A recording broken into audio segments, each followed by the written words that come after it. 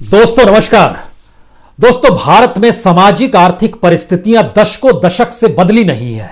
ऐसा नहीं है कि जो हाशिए पर पड़ा हुआ तबका था वो झटके में मुख्यधारा में शामिल हो गया, उसकी आय में बढ़ोतरी हो गई, वह रोजगार पाने लगा, वह शिक्षित होने लगा, वह भारत के तमाम पॉलिसी डिसीजन में शामिल होने लगा। जी नहीं, ऐसी कोई स्थिति नहीं आई है। लेकिन इन सब के बावजूद भी जो हाशिए पर पड़ा तबका था उसने भारत के अलग अलग क्षेत्रों में अपना योगदान भी दिया है और भारत की लोकतांत्रिक परिस्थितियों ने उन्हें अपने साथ जोड़ा भी है, यह भी सच है।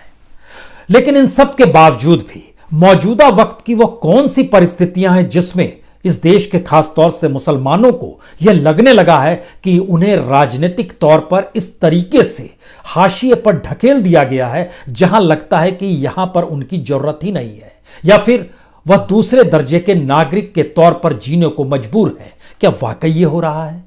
और अगर ये परिस्थितियां उनके भीतर लगातार बनती जा रही है, बढ़ती जा रही है, तो जिस लोकतंत्र का जिक्र हम चुनाव के जरिए करते हैं, तो उस चुनाव ने भी राजनीतिक पाठ क्या दिया है? वो बिहार का पाठ हो सकता है, वो उत्तर प्रदेश का पाठ हो सकता है, और आने वाले वक्त में वो पश्चिम बंगाल का भी पाठ हो सकता है, और धीरे धीरे लोकसभा के भीतर की परिस्थितियों का पाठ भी हो सकता है। क्योंकि भारत में राजनीतिक सत्ता ही हर पॉलिसी डिसीजन को प्रभावित करती है। तो हमें लगता है कि आज परत दर परत परिस्थितियों को इसलिए समझने की जरूरत है क्योंकि भारत के भीतर मुसलमानों की तादाद कोई कम नहीं है। दुनिया के मानचित्र पर आप देखिए तो जितने भी मुसलमानों की जनसंख्या उसका लगभग 10 से 11% मुसलमान भारत में है। भारत की अपनी जनसंख्या का लगभग 15% मुसलमान भारत में है। और अगर दुनिया के अलग अलग देशों को देखेंगे तो इंडोनेशिया और पाकिस्तान के बाद भारत ही है जहां पर सबसे बड़ी तादाद में मुसलमान रहते हैं। बांग्लादेश का नंबर भी भारत के बाद आता है। इंडोनेशिया में तकरीबन 23 करोड़, पाकिस्तान में लगभग 20 करोड़, भारत में लगभग 19.5 करोड़, बांग्लादेश में लगभग 15 करोड़। यह एक स्थिति है। तो इसका मतलब है कि इस तबके के भीतर जो सवाल हैं उन सवालों के अक्स में हमको आज जरा भारत की परिस्थिति में उनके हालात क्या हैं इसे समझना चाहिए, और उनके सामने जो सवाल हैं उन सवाल का कोई रास्ता भी है या नहीं है। क्योंकि इस देश के भीतर में राजनीतिक लोकतंत्र ने बहुत साफ तौर पर दर्शाया है जहां पे 40% से ज्यादा मुसलमान हैं, उन विधानसभा या लोकसभा की सीटों पर जीत किसी भी हालत में किसी मुस्लिम पार्टी या मुस्लिम सोच के साथ नहीं मिल सकती है। वहां पर कोई दूसरी पॉलिटिकल पार्टी जीत जाएगी क्योंकि विभाजन हिंदू मुस्लिम के बीच में बहुत शार्प तरीके से हो जाएगा। और हिंदू मुस्लिम के बीच की राजनीति किस रूप में इस देश में हुई है यह भी कोई आज की स्थिति नहीं है। विभाजन या उससे पहले की परिस्थिति जब जिन्ना और सावरकर थे, जब 2 नेशन थ्योरी का जिक्र किया करते थे, उस वक्त भी मुसलमानों के लिए पाकिस्तान, हिंदुओं के लिए हिंदुस्तान, इन बातों का जिक्र करते करते विभाजन की परिस्थिति तक पहुंचे। लेकिन हमें लगता है कि आज इतिहास के बहुत सारे पन्नों को पलटना चाहिए और आने वाले वक्त में देखना समझना चाहिए, खास तौर से भारत के मुसलमानों को। क्योंकि राजनीतिक तौर पर अगर आप बहुत प्रभावित होते हैं तो आइए बात राजनीति से ही शुरू कर लेते हैं। भारत के भीतर में सबसे ज्यादा मुसलमानों की तादाद उत्तर प्रदेश में है, 3 करोड़ 84 लाख मुसलमान हैं। लेकिन मौजूदा राजनीतिक सत्ता एक भी सीट मुसलमानों को नहीं दी। एमएलसी के तौर पर एक को नॉमिनेट जरूर किया बीजेपी ने, वहां पर योगी की सरकार है। उसके बाद आइए पश्चिम बंगाल। पश्चिम बंगाल में ममता बनर्जी है। मुसलमान वहां पर एक लिहाज से ममता की रियायत पर है और उसको डर है शायद कि बीजेपी ना सत्ता में आ जाए। और अगर यह डर धीरे धीरे बड़ा होता है तो ऐसे में और शार्प तरीके से ध्रुवीकरण अगर वोट बैंक का हो जाएगा तो ममता भी चुनाव हार जाएगी। बिहार को देखिए, और बिहार तो बहुत ताजा प्रयोग है। सीमांचल के इलाकों के मुसलमानों के सामने अगर यह सवाल था कि सीएए और एनआरसी को लेकर कांग्रेस उस रूप में विरोध नहीं कर पाई जिस रूप में ओवैसी ने विरोध किया, हैदराबाद से चलकर आई पार्टी एआईएमआईएम ने जिस रूप में विरोध किया, तो वह उसके साथ खड़े हैं। लेकिन इसका परिणाम अगर इस रूप में देखेंगे कि दरअसल वो अब अल्टरनेटिव खोज रहा है, तो इसका दूसरा परिणाम यह भी देखेंगे वो जिस दिशा में अल्टरनेटिव चाहता है सत्ता, तो फिर से बिहार में उसी की बन गई। यह ठीक उसी तरीके से है जैसे अपर कास्ट बिहार का सोचता है कि डिप्टी सीएम तो उनका बनना चाहिए था, यह अति पिछड़ा और पिछड़ा कहां से आ गए। अगर यही करना था तो हम बीजेपी के साथ क्यों खड़े, हमारे पास भी कोई ऑप्शन नहीं है। ऊंची जाति वाला भी ये सोचता है। वहां पर मोदी को अलग किया गया और वहां पर 2 अति पिछड़ों की भर्ती हो गई, वो डिप्टी सीएम हो गए। ये सारे सवाल हैं जो भारत के लोकतांत्रिक परिस्थितियों के आईने में जब आप झांकेंगे तो जातिगत मुद्दे, और उसमें जाहिर है दलितों का सवाल भी होगा। दलित इस देश के भीतर में एक ऐसे वोट बैंक को है जिसको हर कोई अपने साथ लेना चाहता है। बाबा साहब अंबेडकर ने अपने तौर पर दलितों को शिक्षा के जरिए कहीं आगे बढ़ाने की एक सोच पैदा की थी जिससे उनको कोई एक्सप्लॉइट ना कर सके। और इतिहास के पन्नों को खोलिएगा तो 1857 का जो पहला राष्ट्रीय आंदोलन, राष्ट्रीय विरोध और ब्रिटिश सत्ता को उखाड़ने का जो प्रयास हुआ था, उसका पूरा प्रयास उस वक्त किसने किया था? मुसलमानों ने किया था। और उस समय 1857 में चले जाइएगा तो ब्रिटिशर्स के सबसे बड़े दुश्मन मुस्लिम ही थे उस पीरियड में। और उस समय सर सैयद साहब निकल कर आए जिन्होंने एजुकेशन के जरिए, वो भी साइंटिफिक एजुकेशन के जरिए चीजें क्रिएट करनी शुरू की जिससे मुसलमानों की आने वाली पीढ़ियां कम से कम पढ़े लिखे समझे और चीजों को आगे बढ़ा सके, उनको कोई एक्सप्लॉइट ना कर सके। एएमयू उसी दौर में उनके जरिए खुला गया। इतना ही नहीं बल्कि मुरादाबाद में जो एक साइंटिफिक स्कूल, वहां पर जो मदरसा था वो साइंटिफिक मदरसे के तौर पर खोला गया। इसी तरीके से एक प्रयास अतीत के दौर में रहा है, लेकिन मौजूदा वक्त के ये सवाल फिर क्यों बड़े हो जाते हैं? और जब हम राजनीतिक तौर पर जिक्र कर रहे हैं तो यहां पर हैदराबाद की पार्टी एआईएमएम का एमआईएम का जिक्र करना होगा। क्या भारत के भीतर में अब मुसलमानों को एक राष्ट्रीय पार्टी की जरूरत है, या फिर इस देश के मुसलमानों के सामने संकट यही है कि वह किसी राष्ट्रीय दल के पिछलग्गू के तौर पर मौजूद रहे जिससे उनकी सुरक्षा भी बरकरार रहे और उनका हक भी मिल जाए? वो पीछे कांग्रेस के लगे रहे, लेकिन बीजेपी ने नए तरीके से जब अपनी राजनीति की शुरुआत की, हम नया तरीका इसलिए यहां पर कर रहे हैं क्योंकि अटल बिहारी वाजपेयी के दौर में फिर भी चीजें एक मॉडरेट थी। उस मॉडरेट के भीतर में अगर उस वक्त चले जाइएगा तो एचआरडी मिनिस्ट्री, उस समय एचआरडी मिनिस्टर मुरली मनोहर जोशी हुआ करते थे, उन्होंने भी मदरसे के आधुनिकीकरण को करने के लिए बड़ी तादाद में बजट बढ़ाया था। लेकिन मौजूदा वक्त में स्थिति दूसरी है। मौजूदा वक्त में जो एक हिंदुत्व के पीठ पर सवार होकर राजनीति के मिजाज को मौजूदा राजनीतिक सत्ता जीना चाहती है, उसमें उसके लिए पहली जरूरत है कि इस देश का मुसलमान हाशिए पर नजर आए, जिससे उस हिंदुत्व की फिलॉसफी को बल मिले कि देखिए हमने उसे ढकेल दिया। लेकिन इसके पीछे एक दूसरी परिस्थिति भी समझना चाहिए। टू नेशन थ्योरी की वकालत किसी भी रूप में आरएसएस ने उस समय नहीं की थी, हिंदू महासभा ने की थी, सावरकर ने की थी। और अब आरएसएस के भीतर भी सावरकरवाद जागा है। इस देश की राजनीतिक सत्ता में हिंदुत्व का लेप जो चढ़ाया गया उसमें भी सावरकरवाद जागा है। यह आरएसएस का जागना नहीं है, यह सावरकरवाद का जागना है। और इस आईने में जब हम देखते हैं, हमको लगता है 1951 में जब आप चले जाइएगा और समझना शुरू कीजिएगा कि भारत में उस समय जनसंख्या तकरीबन 36 करोड़ थी, जिसमें 3.58 यानी 3,58,00,000 मुसलमान हुआ करते थे। आज की 2011 के आखिरी सेंसस जो हुआ, अब तो 21 में होगा, 2011 के सेंसस में 121 करोड़ भारत की जनसंख्या थी और तब 17 करोड़ मुसलमान थे। 2019 का जो डाटा बतलाता है वो लगभग 138 करोड़ भारतीय हो गए हैं और उसमें लगभग 19 करोड़ 50 लाख मुसलमान हो गए हैं। और भारत के भीतर में आप अगर इतिहास के पन्नों को पलटिएगा तो मुस्लिमों को कोई खौफ खाने की जरूरत होनी नहीं चाहिए, क्योंकि भारत में राष्ट्रपति जाकिर हुसैन साहब, फखरुद्दीन अली अहमद, एपीजे अब्दुल कलाम, कौन किसने बनाया था? कौन थे उस समय? उस इंदिरा गांधी थी या फिर अटल बिहारी वाजपेयी थे जब कलाम साहब राष्ट्रपति बने? वाजपेयी जी आते थे बीजेपी और आरएसएस से निकल कर आए थे। भारत के भीतर में मुसलमानों को जो पढ़ लिख कर आगे बढ़े, ऊपर में आए, उन्हें हाशिए पर नहीं ढकेला गया, मुख्यधारा में वे शामिल हुए। फिर भी अभी यह सवाल क्यों आ रहा है? हम इस पर आए उससे पहले हमको लगता है इस देश के चीफ जस्टिस ऑफ इंडिया, उनको आप देखिए, मोहम्मद हिदायतुल्लाह, याद कीजिए 1968-70 के बीच में वो थे। बेग साहब थे 77-78 में जब मोरारजी देसाई की सरकार थी। अहमदी साहब थे 94-97 जब पीवी नरसिम्हा राव की सरकार थी। अल्तमश कबीर साहब 2012-13, बहुत पुरानी बात नहीं है, मनमोहन सिंह के दौर में। इस देश के इलेक्शन कमिश्नर के तौर पर भी कुरैशी साहब की मौजूदगी रही है। जो राज्यों के मुख्यमंत्रियों में चले जाइएगा तो कई राज्यों में मुख्यमंत्री मुसलमान रहे हैं। राजस्थान के मुख्यमंत्री याद कीजिए बरकतुल्ला खान साहब 71-73 में रहे हैं। 73-75 में अब्दुल गफूर साहब, मेरे जिगर के टुकड़ों, ये शब्द उनके भाषण का हिस्सा होता था। वो बिहार के मुख्यमंत्री रहे हैं। कोया साहब जो थे वह केरल के मुख्यमंत्री रहे हैं। अनवर तैमूर साहब जो थे ये असम के मुख्यमंत्री रहे हुए हैं। अलीमुद्दीन साहब 73 से 74 के बीच में यह भी मुख्यमंत्री के तौर पर रहे हैं। फारूक साहब ये पुडुचेरी के मुख्यमंत्री और जम्मू कश्मीर में तो मुख्यमंत्री रहे हुए हैं।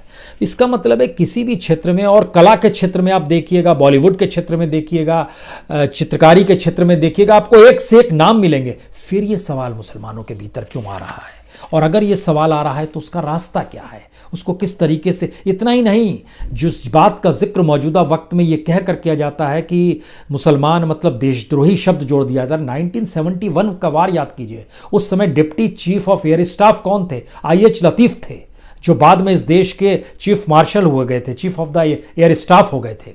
एयर मार्शल जफर मीर साहब को याद कीजिए 1971 वार के समय में।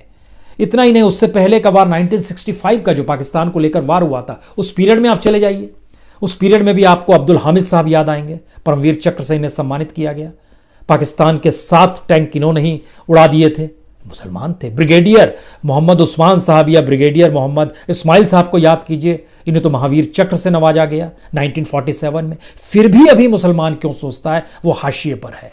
मिसाइल मैन अब्दुल कलाम साहब देश के राष्ट्रपति बने, अटल बिहारी वाजपेयी लेकर आए, फिर भी मुसलमान क्यों सोचता है वो हाशिए पर ढकेल दिया गया है।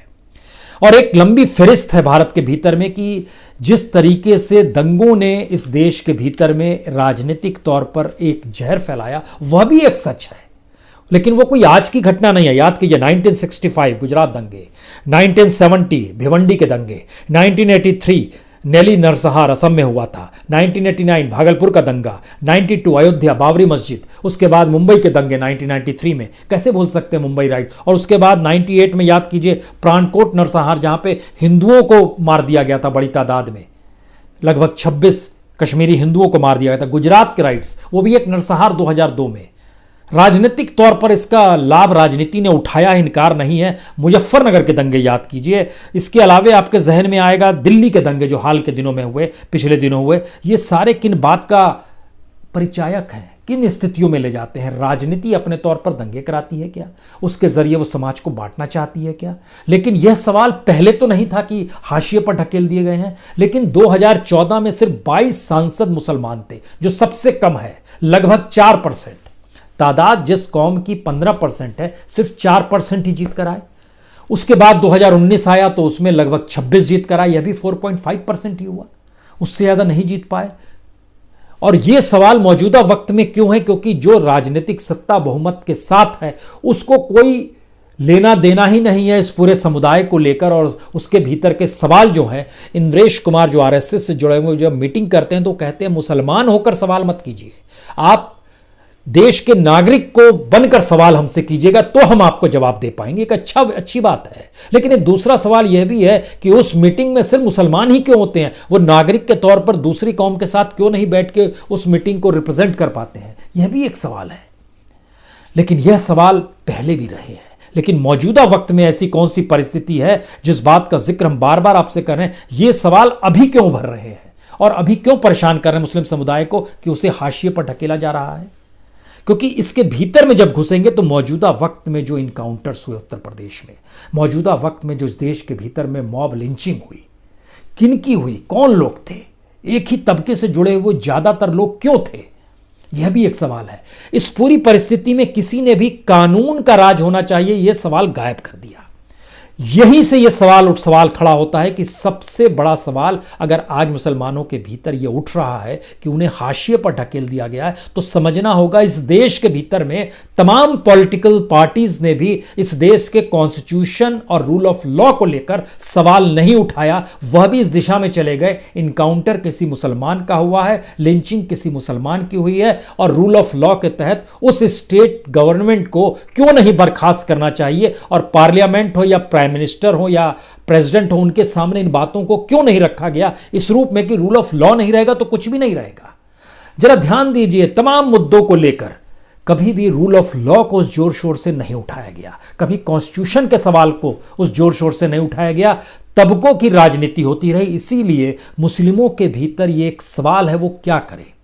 क्योंकि इस देश के भीतर की राजनीति के असल मिजाज को आप समझना शुरू करेंगे तो कांग्रेस और दूसरे राजनीतिक दलों ने बहुत बार आरोप लगाया है AIMIM पर, ओवैसी पर, कि वह तो दरअसल एक रेडिकल पॉलिटिकल पार्टी के तौर पर है। बीजेपी भी कहती है वो एक रेडिकल पार्टी की तरह बिहेव करती है। और दूसरा सवाल यह है कि रेडिकल हिंदुइज्म के तौर पर क्या संघ को अपने तौर पर कांग्रेस उसी रूप में देखती है? दो सवाल है यहां पर। एक, अगर बीजेपी भी रेडिकल हो गई, जिस बात का जिक्र कांग्रेस या दूसरे विपक्षी पार्टियां कह रही हैं, और वही विपक्षी और कांग्रेस अपने तौर पर और बीजेपी भी उसमें शामिल अब कर लीजिए, तो एआईएमआईएम को भी रेडिकल पार्टी के तौर पर देखा जाता है, यानी कट्टरता के साथ। और ये दोनों को मिला दीजिएगा तो उसमें निकल कर आएगा, विपक्ष का एक बड़ा तबका कहता है कि दरअसल एआईएमआईएम जो है रेडिकल पार्टी के तौर पर, उसको तो फंडिंग तक बीजेपी ही करती है। यह बात भी सामने आती है। इस राजनीति के चक्रव्यूह में जब आप जाएंगे तो आपके सामने दो सवाल आएंगे। इस देश की चिंता किसी को नहीं है। रेडिकलिज्म के जरिए अगर राजनीतिक सत्ता पाई जाती है, सरल तरीके से परिभाषित करें तो क्या सीमांचल के क्षेत्र में एक रेडिकल पार्टी को 5 सीट मिल गई और उसने 10 सीटों पर प्रभावित किया और उसके बाद सत्ता दोबारा एक हिंदू रेडिकल के पास आ गई? क्या यह स्थिति है?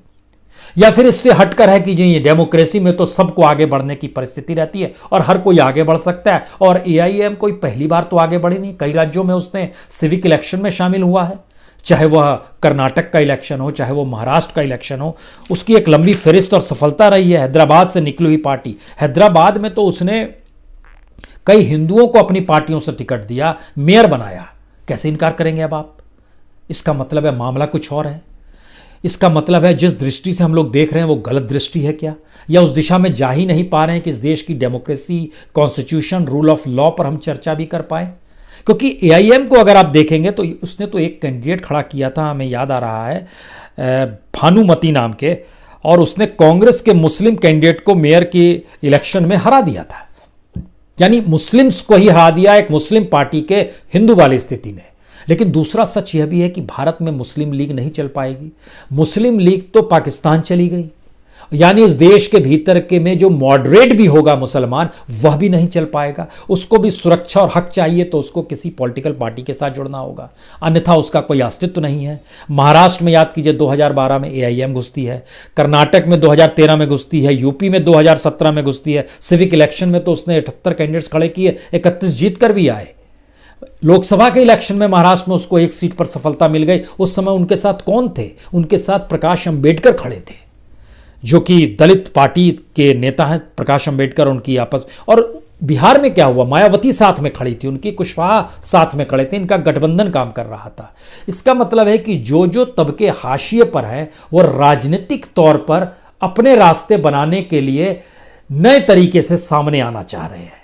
आना चाहिए, लेकिन इस नए तरीके से सामने आने की परिस्थितियों में जिन्होंने इन्हें हाशिए पर ढकेला, या जिस रूल ऑफ लॉ और कॉन्स्टिट्यूशन का जिक्र हम कर रहे हैं, उसे ही इस दौर में खारिज कर दिया गया, तो वही पार्टी फिर से जीत जाती है तो करना क्या होगा? और पश्चिम बंगाल में भी क्या होगा? एआईएम बड़ी तादाद में वहां पर मुस्लिमों को प्रभावित करती है, क्योंकि मुस्लिमों की जनसंख्या के लिहाज से वेस्ट बंगाल की स्थिति तो कहीं ज़्यादा वो है। पश्चिम बंगाल के भीतर में 2,46,00,000, बिहार में 1,75,00,000 मुसलमान हैं, तो पश्चिम बंगाल में दूसरे नंबर पर आते हैं 2,46,00,000। और दूसरा पॉलिटिकल प्रयोग तो पश्चिम बंगाल में ही होने वाला है। 1 करोड़ से ज़्यादा मुसलमानों की तादाद इस देश के भीतर में उत्तर प्रदेश, वेस्ट बंगाल, बिहार, महाराष्ट्र और असम में है।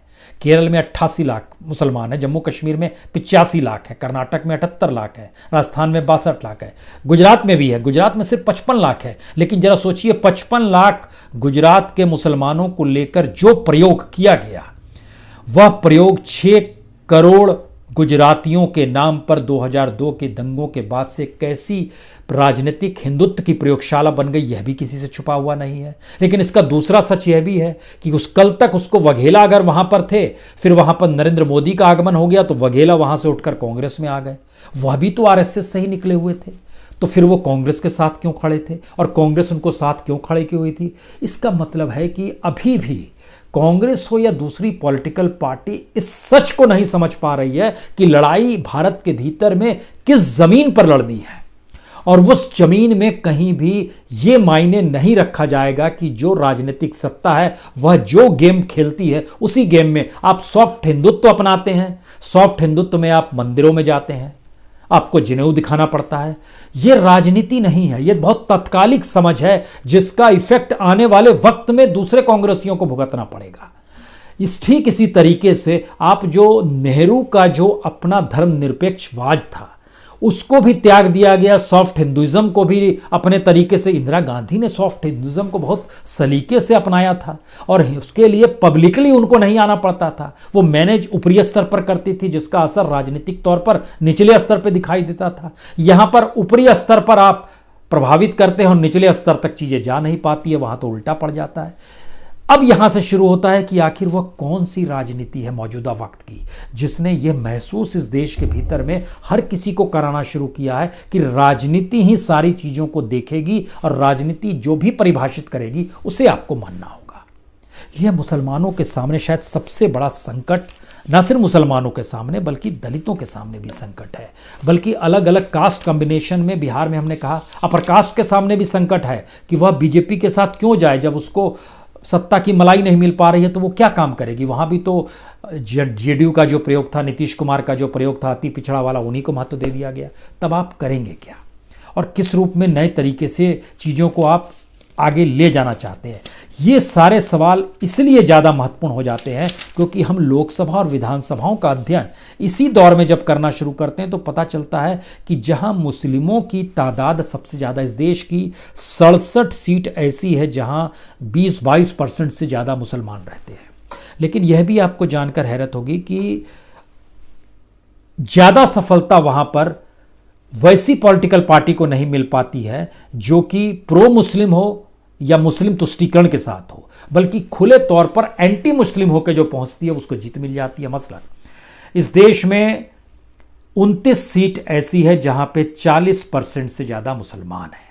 इस देश में 19 सीट ऐसी है जहां पर 30 से 40% मुसलमान है। इस देश में 48 सीट ऐसी है जहां 20 से 30% मुसलमान है। इन तीनों को जोड़िएगा तो 67 सीट आती है। इन 67 सीट में से 2009 में बीजेपी यहां 18 सीट पर जीती थी। 2014 और 2019 में यह 39 सीटों पर जीतती है, यानी 58% स्ट्राइक रेट है, जो किसी भी पॉलिटिकल पार्टी से इन इलाकों में ज़्यादा है जहां सबसे ज़्यादा मुस्लिम्स रहते हैं, मुस्लिमों की रिहाइश है। जहां पर सवाल यही है कि इन इलाकों में कौन है? जम्मू कश्मीर, उत्तर प्रदेश, बिहार, असम, केरल, पश्चिम बंगाल, हैदराबाद, लक्षद्वीप, यही वो इलाके हैं जहां पर इनकी तादाद, और वहां पर बीजेपी अगर 58-60% के स्ट्राइक रेट से जीत रही है तो इसका मतलब है कि मुद्दे वही चूज कर रही है। काउंटर में जो किया जा रहा है, जो विरोध किया जा रहा है, वह भी उसी का नाम ले रहा है जो बीजेपी की अपनी फिलॉसफी, आरएसएस की अपनी फिलॉसफी है। लेकिन यहां से बीजेपी और आरएसएस की फिलॉसफी तो 2009 में भी थी, तब स्ट्राइकिंग रेट इतना कम क्यों था? एक लिहाज से आप कहिए 10% स्ट्राइकिंग रेट क्यों था तब, या 15% क्यों था, या 20% तक क्यों गया? उससे ज़्यादा नहीं जा पाया। लेकिन अब तो ये 60% तक क्यों चला गया? मौजूदा वक्त में पिछले 6-7 बरस के भीतर में मुसलमानों को ये समझना चाहिए कि जो लड़ाई है वो दरअसल एक ऐसे स्ट्रक्चर के खिलाफ की लड़ाई है जिस स्ट्रक्चर ने क्रिएट किया है इस देश के भीतर में। मोदी है तो सामने कोई दूसरा नहीं है, सवाल ये लड़ाई नहीं है। उसने क्रिएट किया है कि बीजेपी का विस्तार है जो 2 सीट से चली थी और यहां तक आ गई है। जनसंघ के दौर में भी 1967 में चले जाइएगा तो 34 सीट थी और यहां तक चली आई। या फिर वो कहेगी कि कैडर बेस्ड पार्टी है, कांग्रेस तो कैडर बेस्ड पार्टी भी नहीं है। देखिए वो जब जब विपक्ष में जाती है उसके पास कैडर नहीं है, चीजें बिखर जाती है। और बीजेपी के पास कैडर है तो 24/7 63-65 डेज सत्ता में नहीं रहने पर भी उसका कैडर काम करते रहता है। मौजूदा वक्त में कैडर वाकई सबसे कम काम कर रहा है जब वो राजनीतिक सत्ता में है। लेकिन फिलॉसफी ये भी नहीं है। सवाल है कि इस देश के स्ट्रक्चर को उस रूल ऑफ लॉ से हटाया गया, उस कॉन्स्टिट्यूशन से हटाया गया, उन इंस्टीट्यूशन से हटाया गया जिसके जरिए इस देश के भीतर में एक चेक एंड बैलेंस चल रहा था। सवाल यह नहीं है कि मुसलमानों की एक पॉलिटिकल पार्टी होनी चाहिए, सवाल यह भी नहीं है कि उनकी एक राष्ट्रीय पार्टी होनी चाहिए, सवाल यह भी नहीं है कि AIMIM आने वाले वक्त में एक बड़े अल्टरनेटिव के तौर पर उभर आए और क्या वो अपने वोट को दूसरी पॉलिटिकल पार्टी में शिफ्ट कराने की हैसियत में भी आ जाए, तब आप क्या कीजिएगा। सवाल यह नहीं है। सवाल यह है कि रेडिकलिज्म और स्ट्रक्चर को अपने अनुकूल करने के बाद इस देश के भीतर के जो सवाल है वो सवाल आप तक आएंगे ही नहीं, क्योंकि इस स्ट्रक्चर का मतलब है कि आर्थिक तौर पर सारी चीजों को अपने हाथ में ले लेना। हम लोग बार बार जिक्र अडानी का करते हैं कि 2000% बढ़ गई उसकी नेटवर्थ, इतना बढ़ गया, उसके पास पोर्ट है, उसके पास बंदरगाह है, हवाई अड्डे है, रेलवे भी चला जाएगा, पावर सेक्टर भी चला जाएगा, रिन्यूएबल एनर्जी भी उसके पास जा रही है, चीज़ें सिमट रही है और एक दो प्लेयर्स इस देश में बचेंगे जो पूरे देश की इकोनॉमिक परिस्थितियों को अपने हाथों में ले लेंगे। तो ये कहना आसान है कि वो हाथों में ले लेंगे तो क्या हुआ। सवाल यही है कि राजनीतिक सत्ता इसके बाद जैसे चाहेगी, जिसे चाहेगी उसे उस हाशिए पर ढकेल देगी और पॉलिटिकल पार्टीज अपने तौर पर कुछ काम इस रूप में नहीं कर पाएगी जिस रूप में इससे पहले एक प्लेइंग फील्ड होती थी। अगर मान लीजिए जो विपक्ष का आरोप है उसे सही माना भी जाए, बीजेपी फंडिंग करती है, बीजेपी ने अलगरी की पार्टी बना दी वहां पर तोड़ने के लिए, डीएमके को तोड़ने के लिए, यहां पर एआईएम को फंडिंग कर दी, कांग्रेस या दूसरी पॉलिटिकल पार्टी के पास तो पैसा ही नहीं है, क्योंकि अब प्लेइंग फील्ड तो रहा नहीं। पैसा जिस भी पॉलिटिकल पार्टीज के पास होगा उसकी जांच सीबीआई आईबी के जरिए करते करते चीजें चली जाएंगी, जेल तक उसको पहुंचा देगी। वो क्या करेगा? और देश की राजनीति जब पैसे और पूंजी से चल रही हो तो पूंजी और पैसा जब किसी एक ही पार्टी के पास रहेगा तो उसकी सारी फिलॉसफी उसी रूप में रूल करेगी। इसका मतलब है इस देश के भीतर में पॉलिटिकल बहस शुरू करनी होगी उस पॉलिटिकल स्ट्रक्चर को लेकर जिस पॉलिटिकल स्ट्रक्चर के दायरे में इस देश की इकोनॉमी भी आती है और इस देश के कल्चरल नॉर्म्स भी आते हैं और इस देश के सोशल बैरिकेड्स भी आते हैं, सोशल एकजुटता भी आती है और उसको बिखराव भी आता है। इन चीजों को प्रभावित करने की स्थिति में राजनीतिक सत्ता पहली बार खुलकर सामने है और जब वह खुलकर सामने है तो इसमें सवाल मुस्लिम समुदाय का और दलित समुदाय भर का नहीं है। यह तो पहली बार उस स्ट्रक्चर को ब्रेक करने की बात हो रही है, क्योंकि जैसे ही आप मुस्लिम और दलित में घुसेंगे वैसे ही बीजेपी की सत्ता और मजबूत होगी, वैसे ही चीजें और मजबूत होते होते उनको इस दिशा में ले आएगी कि दलितों में से ही कोई दलित आएगा जिसको वो मैनेज कर ले, बहुत आसान है। मुस्लिमों के भीतर से भी कोई मुसलमान आएगा उसको वो मैनेज कर ले। 3 ही स्टेट है ना जहां पर मुस्लिमों की पार्टी है, चाहे वो हैदराबाद है, चाहे वो केरल है या असम है। लेकिन अगर राष्ट्रीय पॉलिटिकल पार्टी के तौर पर कोई मुस्लिम आ जाए जो रेडिकलिज्म के साथ चीज़ों को प्रकट करने लगे तो जाहिर है बीजेपी उसे बढ़ाएगी, क्योंकि उसे पता है इस देश के भीतर में 15% मुसलमान है, कुछ दलित उसके साथ जुड़ भी जाएंगे तो 20-22% पहुंचेंगे, बाकी सब तो इधर आ जाएगा और वोट इसी आधार पर होने लगे तो क्या दिक्कत है। इसका मतलब है कि इस भारत के उस स्ट्रक्चर को वापस लाने के लिए जो आज़ादी के बाद से भारत में धर्मनिरपेक्षता के राग के साथ इस देश के पॉलिटिकल सिस्टम को डेमोक्रेसी के मातहत गढ़ा गया है उसे वापस लौटाना होगा। और उसके लिए शायद अब उस एजुकेशन की जरूरत है जिसका जिक्र एक वक्त सर सैयद शाह ने किया था कि अन्यथा आने वाली वक्त में आप कहीं नहीं टिकेंगे, जिसका जिक्र जाकिर हुसैन साहब ने किया था, जिसका जिक्र अबुल कलाम आजाद साहब ने किया था। उस एजुकेशन के जिक्र के साथ आपको उभर कर सामने आना होगा। मदरसों को बनाने से अगर हम चुनाव जीत जाते हैं तो मदरसे ही बनाएंगे, लेकिन इसका असर आने वाले वक्त में पीढ़ियों और देश पे क्या पड़ेगा, इसीलिए पहली बार सवाल देश का भी है। इसीलिए हमने जब शुरुआत किया था, इस देश का मुसलमान जब सोचता है वह क्या करे, तो देश के भीतर का यह सवाल है अब देश क्या करे, और उसको उस रिदम से जोड़ना होगा, यहां से भी उनके बीच में जाना होगा। मुश्किल यह है कि हमारी राजनीतिक स्थितियां अब इतनी छिन्न भिन्न हो गई हैं जो सिर्फ और सिर्फ एक सीट और एक चुनाव देखती है, उसके आगे बात जा नहीं पाती है। इसीलिए जब हम परिस्थितियों को देखते हैं तो क्या परिस्थितियां भारत के भीतर में रही, हमको लगता है यह भी जानना समझना इसलिए चाहिए क्योंकि ब्यूरोक्रेसी के भीतर में लगभग 3% अल्पसंख्यक समुदाय की भागीदारी है। जो लोग हाथ में कागज लेकर आगे बढ़ सकते हैं, अगर आप उस लिहाज से समझना शुरू कीजिए तो प्रतिदिन 28 से 33 रुपए में लगभग 6 करोड़ दलित जीते हैं तो 4 करोड़ मुसलमान भी जीते हैं। प्रतिदिन 28 से 33 रुपए। 42% बच्चे कुपोषित पैदा अगर मुसलमानों में होते हैं तो 48% दलितों में भी होते हैं। इस देश का रेशियो लगभग 25% है। 1000 में से एक बच्चा टेक्नोलॉजी से जुड़ पाता है, यह मुसलमानों का दर्द है। दलितों के भीतर भी यही स्थिति है। 1% से ज्यादा क्लर्क और प्रोफेशनल्स की नौकरी नहीं पा पाते हैं उनकी अपनी कौम के भीतर में से। लेकिन सवाल है, जब तक हम एनालिसिस इसी रूप में करेंगे, जो सच्चर कमेटी 2006 में जब उसकी रिपोर्ट आई सामने, अलग अलग माध्यमों से आई, तो उसमें इस बात का डर था कि दलितों से भी बुरी स्थिति इस देश के मुसलमानों की है और इस देश में मुसलमानों की राजनीति उसके बाद जबरदस्त तरीके से आगे बढ़ गई और मुस्लिम तुष्टीकरण की फिलॉसफी शुरू हुई। लेकिन सवाल है, इस देश की स्थिति नाजुक है, इस बात का जिक्र भी तो होना चाहिए। मुसलमान कोई इस देश से इतर तो नहीं है, दलित कोई इतर तो नहीं है, ऊंची जाति वाला कोई इतर तो नहीं है, यादव कोई इतर तो नहीं है। ये बात अब देश से जोड़ने की होगी, क्योंकि सवाल देश के उस स्ट्रक्चर का है जिसमें राजनीतिक सत्ता ने इस देश की मीडिया पर, इस देश के इंस्टीट्यूशंस पर, इस देश की जुडिशरी पर, और जुडिशरी को सवाल उठाने चाहिए। फेक न्यूज है, रॉन्ग न्यूज है, सारी चीजें इस देश में परोसी जाती है, ऊपर से लेकर नीचे तक हर जगह वो चीजें चलती रहती है और उन्हीं से प्रभावित होकर हमारे जहन में सवाल आता है, अब हम क्या करें। यही सवाल मुसलमानों को बार बार डरा रहा है, लेकिन उनको ताकत उस दिन मिलेगी जिस दिन वह सोचेंगे यह देश क्या करे और अब देश को कैसे खड़े करना है। सवाल एक ऐसी राजनीति को पैदा करने का है। बहुत बहुत शुक्रिया, बहुत बहुत शुक्रिया।